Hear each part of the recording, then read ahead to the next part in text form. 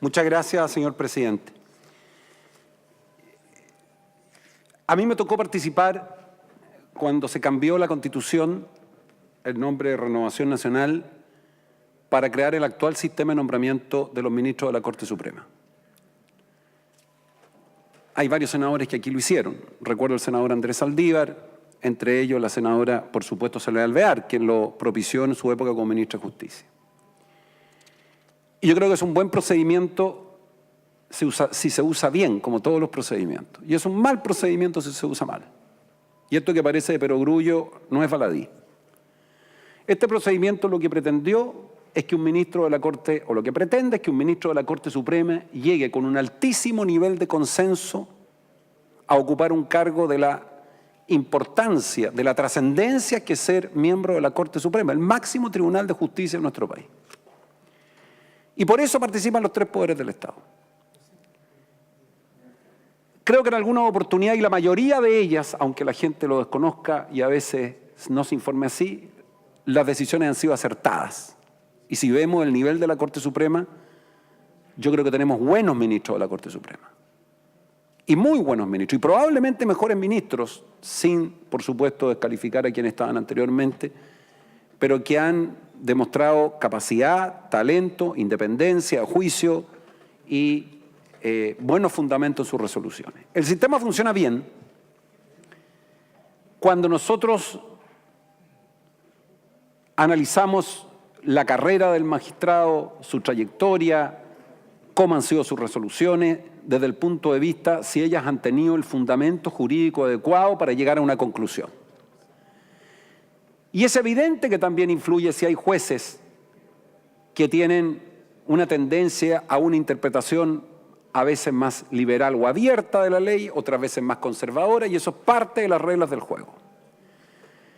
Y ahí es en donde este procedimiento requiere de parte de los senadores la madurez para no confundir este análisis de la trayectoria de un juez, incluyendo de la forma como fundamenta sus resoluciones, con empezar a vetar jueces porque dictaron un fallo en un sentido u otro que a nosotros no nos gusta.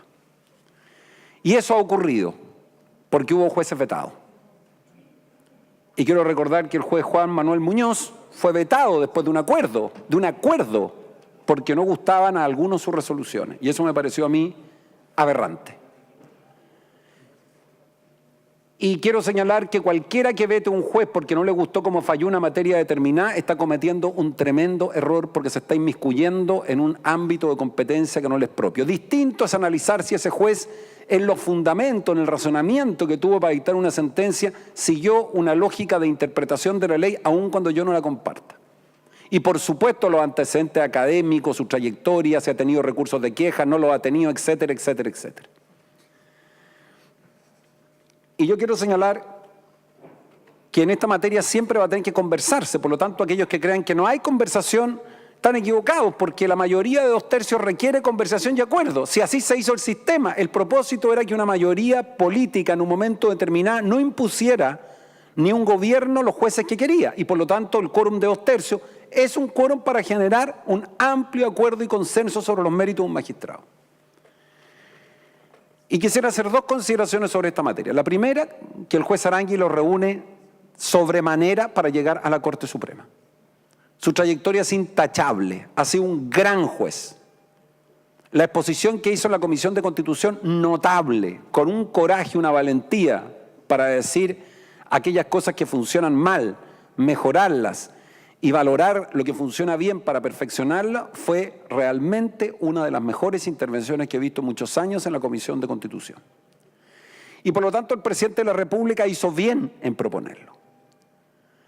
Y quiero señalar que sea este presidente o el próximo que proponga al ministro Cerda también va a ser bien porque también es un gran ministro. Y quiero señalar que yo voté a favor de él, la vez anterior, voté a favor del ministro Cerda. Porque más allá que pueda no compartir o compartir las decisiones judiciales finales que él adoptaba, gran parte de las cuales, por cierto, las comparto, quiero señalar que cualquiera que siga el análisis jurídico que le hacía es un análisis desde el punto de vista de la interpretación que un juez puede hacer del derecho dentro de su leal saber y entender correcta. Y nosotros hemos dicho, porque las cosas hay que transparentarlas, si me da, señor secretario, 30 segundos. 1 minuto, senador. Quiero señalar que nosotros hemos conversado con la concertación, porque estos temas se conversan, porque no nos engañemos, estos temas no se pueden llegar a acuerdo por Twitter. Hay que conversarlo. Nosotros hemos dicho que hay senadores de Renovación Nacional en número suficiente para que si se propone por parte del presidente Piñera o por parte senadoras y senadores de Renovación Nacional, por parte de la próxima presidenta de la República, Michelle Bachelet, el nombramiento del ministro Cerda, él va a contar con los votos suficientes de Renovación Nacional para que pueda ser nombrado, porque nos parece que es un buen ministro de la Corte Suprema y porque la Corte Suprema tiene que representar una diversidad dentro de los jueces de calidad. Por esas razones, señor presidente, nos alegramos muchísimo que hoy día el Senado pueda aprobar al ministro Carlos Arangui y nos alegraríamos muchísimo que el Senado el día de mañana pudiera aprobar el nombramiento del ministro Carlos Cerda, que tiene los atributos y méritos para ser un gran ministro. Lo que no puede ocurrir es que alguien pretenda, y aquí concluyo, que voy a nombrar de ministro en la Corte Suprema de aquí en adelante a aquellos que fallaron como yo habría fallado, porque eso es inmiscuirse absolutamente en la atribución del Poder Judicial.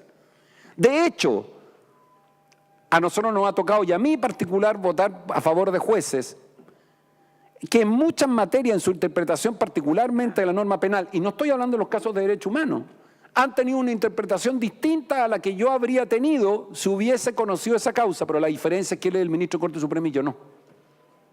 Y entonces él ha aplicado el criterio, son ministros de tal forma que yo considero que no obstante diferir en cuanto a la conclusión, han hecho un razonamiento que a mí me parece bien construido, y eso es un elemento que nosotros no podemos olvidar. Por esa razón, señor presidente, voto a favor del ministro Aranguis y sostengo, segundo presidente, sostengo que, y eso fue lo que conversamos, para dejar las cosas pam pam vino vino, que de ser presentado el ministro Cerda va a tener los votos suficientes de Renovación Nacional para su nombramiento, en virtud de sus méritos y aptitudes que merecen que después de una larga trayectoria llegue a la Corte Suprema.